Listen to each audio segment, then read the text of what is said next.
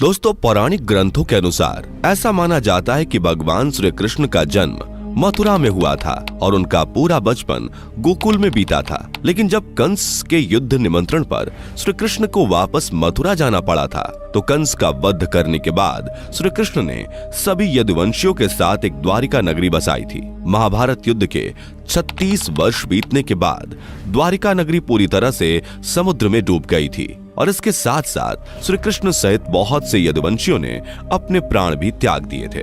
सालों पहले वैज्ञानिकों को एक खोज के दौरान गुजरात के अरब सागर में डूबा हुआ एक सुंदर नगर भी मिला था, जो कि आज भी समुद्र के पानी में डूबा हुआ है। समुद्र के भीतर डूबे हुए इस नगर में ऐसी कई प्राचीन चीजें बरामद हुई थीं, जो कि इस बात का पुख्ता सबूत है कि वो पानी में डूबे हुए अवशेष कुछ और नहीं बल्कि भगवान श्री कृष्ण की बसाई गई द्वारिका नगरी ही है। लेकिन दोस्तों, क्या आपको पता है कि श्री कृष्ण की द्वारिका नगरी आखिर क्यों और कैसे डूबी थी? अगर आप भी जानना चाहते हैं इसके बारे में विस्तार से, तो बने रहें हमारे साथ वीडियो के अंत तक।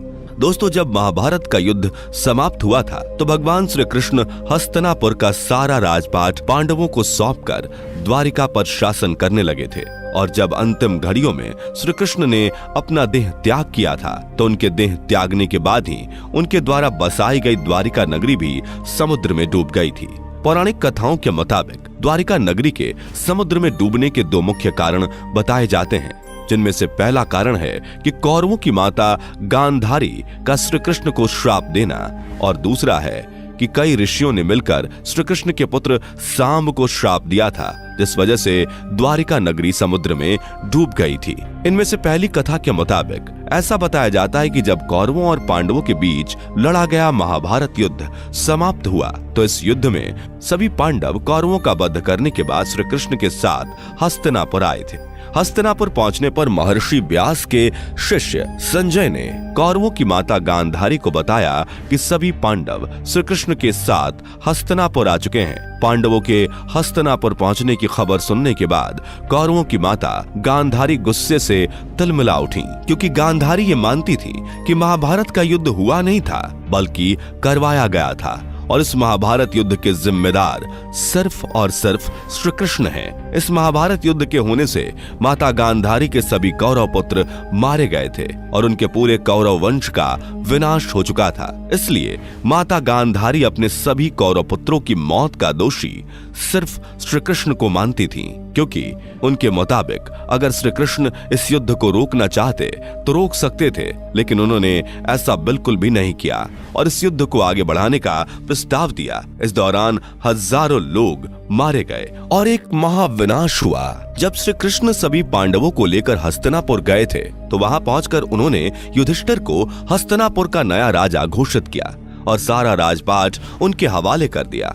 उसी समय की बात है, उस महल में गांधारी भी वहां मौजूद थी और ये सब देखकर उन्होंने सभी के सामने श्री कृष्ण को अपने वंश का नाश का दोषी ठहराया और भला बुरा कहना शुरू कर दिया। इन सब के बावजूद माता गांधारी ने श्री कृष्ण को रोते रोते ये शाप भी दिया कि जिस तरह मेरे वंश के सभी पुत्र महाभारत के युद्ध में लड़ते हुए मारे गए और तुमने मेरे वंश का नाश करवाया, उसी तरह एक दिन तुम्हारे वंश का भी जरूर विनाश होगा और तुम्हारे द्वारा बसाई गई द्वारिका नगरी नष्ट हो जाएगी। तुम खुद जंगल में एक शिकारी के हाथों मारे जाओगे। माता गांधारी की ये सारी बातें सुनकर श्री कृष्ण मुस्कुराने लगे और कहा कि माता, मुझे आपका ये श्राप स्वीकार है। श्री कृष्ण की ये बातें सुनने के बाद माता गांधारी उन्हें देखकर रोने लगी। कुछ देर बाद उन्हें अपनी गलती का एहसास हुआ। इसके बाद जब माता गांधारी श्री कृष्ण से माफी मांगने के लिए गईं, तो श्री कृष्ण ने उन्हें समझाया कि माता, आपके द्वारा दिया गया श्राप तो मेरे लिए एक प्रसाद जैसा है। श्री कृष्ण की ये बातें सुनकर वहां खड़े सभी पांडव भाई भी रोने लगे और सोचने लगे कि माता गांधारी ने श्री कृष्ण को यह कैसा श्राप दे दिया है। कुछ समय बीतने के बाद श्री कृष्ण हस्तिनापुर छोड़कर वापस द्वारिका चले गए। दोस्तों, ऐसा बताया जाता है कि श्री कृष्ण खुद ये चाहते थे कि कौरवों की माता गांधारी उन्हें श्राप दें, क्योंकि जब महाभारत का युद्ध समाप्त होने के बाद पृथ्वी पर धर्म की पुनः स्थापना हुई थी, तो इसके साथ साथ श्री कृष्ण के जीवन का उद्देश्य भी समाप्त हो गया था और वह जल्द से जल्द अपने परधाम को लौटना चाहते थे। महाभारत युद्ध के दौरान जब सभी पापियों का विनाश हो चुका था, तो उसके बाद पृथ्वी पर केवल वही लोग जीवित बचे थे जो कि सच्चे दिल से भगवान को मानते थे और हमेशा धर्म का रास्ता अपनाते थे। लेकिन ऐसा कहा जाता है कि महाभारत के युद्ध में द्वारिका नगरी के लोगों ने भाग नहीं लिया था और द्वारिका में कई लोग अभी भी पुराने रीति रिवाजों को अपनाते थे और अधर्म की राह पर चलते थे। श्री कृष्ण चाहते थे कि द्वारिका में भी धर्म की पुनः स्थापना हो और सभी द्वारिकावासी धर्म के रास्ते पर चले।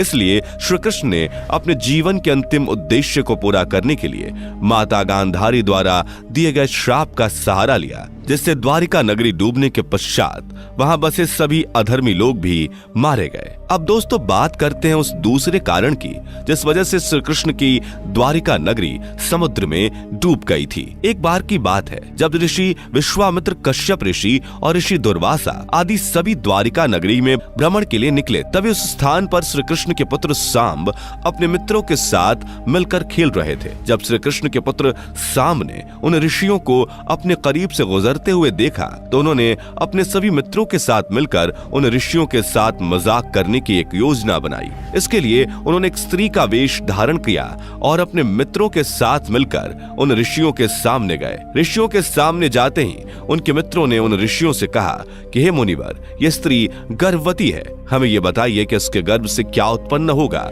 सभी ऋषियों को सांब और उनके मित्रों की ये बात सुनकर एहसास हुआ कि उनका मजाक उड़ाया जा रहा है, जिससे वो बहुत क्रोधित हुए और उन्होंने सांब को यह श्राप दिया कि इसके गर्भ से एक ऐसा मूसल उत्पन्न होगा जिससे तुम्हारे सारे वंश का विनाश हो जाएगा। ऋषियों की यह बात सुनकर सांब ने तुरंत ही उनसे माफी मांगी, लेकिन उनसे माफी मांगने का कोई फायदा नहीं हुआ। जब इस श्राप के बारे में श्री कृष्ण को पता चला तो उन्होंने कहा कि ये ऋषियों द्वारा दिया गया श्राप है, ये झूठ नहीं हो सकता। इसके कुछ समय बीतने के बाद ठीक वैसा ही हुआ जिसका डर था। अगले दिन ही सांब ने एक लोहे का मूसल उत्पन्न किया जो कि देखते ही देखते अदृश्य हो गया। कुछ समय बीतने के बाद श्री कृष्ण और कौरवों की माता गांधारी के द्वारा दिया गया श्राप सच होता नजर आने लगा और उनके श्राप का असर पूरी द्वारिका नगरी पर दिखने लगा। द्वारिका में हर दिन कोई ना कोई अनहोनी घटनाएं शुरू हो चुकी थीं, जैसे कि चूहों की संख्या बढ़ जाने की वजह से फसल और अनाज बर्बाद हो रहे थे और इस समस्या से द्वारिका में रहने वाले लोग का जीना मुश्किल हो गया था। इस समय तक द्वारिका वासियों में मतभेद इतने ज्यादा बढ़ चुके थे कि उनके बीच आए दिन किसी न किसी बात पर झगड़ा होता रहता था। इसी के साथ साथ सभी द्वारिका वासी तामसिक क्रियाओं के भी शौकीन हो चुके थे। ये बातें देखते हुए श्री कृष्ण ने अर्जुन तक यह संदेश भिजवाया कि वो द्वारिका आकर उनके नगर के कुछ लोगों को एक सुरक्षित स्थान पर ले जाएं। श्री कृष्ण का यह संदेश जब अर्जुन के पास पहुंचा तो वो उनसे मिलने द्वारिका गए। द्वारिका जाकर अर्जुन ने देखा कि यहाँ तो सभी यदुवंशी आपस में लड़ कर एक दूसरे का विनाश कर रहे हैं। अर्जुन को देखकर श्री कृष्ण ने उनसे यह कहा कि द्वारिका जल्द ही समुद्र में डूबने वाली है। हे अर्जुन, इसलिए तुम यहाँ से सभी द्वारिका वासियों को अपने साथ लेकर हस्तिनापुर चले जाओ। श्री कृष्ण की ये बात सुनकर अर्जुन सभी द्वारिका वासियों को अपने साथ ले जाने के लिए राजी हो गए और इसके लिए वो तैयारियां करने लगे।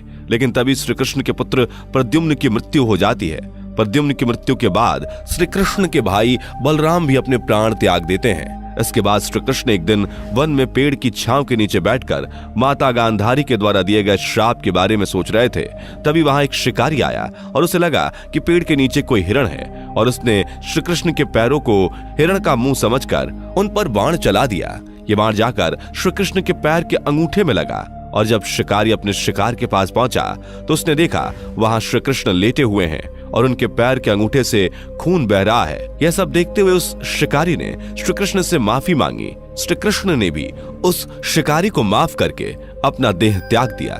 जब श्री कृष्ण की मौत की खबर उनके पिता वासुदेव को पता चली तो उन्होंने भी अपनी तीनों पत्नियों के साथ अपना देह त्याग कर दिया। जिसके बाद अर्जुन ने उन सभी का अंतिम संस्कार किया। इसी के साथ साथ जितने भी द्वारिकावासी आपस में लड़कर मारे गए थे, अर्जुन ने उन सब का भी अंतिम संस्कार किया। इसके बाद अर्जुन को सभी द्वारिकावासियों को हस्तिनापुर ले जाने का वचन याद आया जो कि उन्होंने श्री कृष्ण और उनके पिता वासुदेव को दिया था। फिर अर्जुन द्वारिका में बचे हुए सभी लोगों को अपने साथ हस्तिनापुर ले गए। अर्जुन के हस्तिनापुर पहुंचने के बाद देखते ही देखते श्री कृष्ण की द्वारिका नगरी समुद्र में डूब गई थी।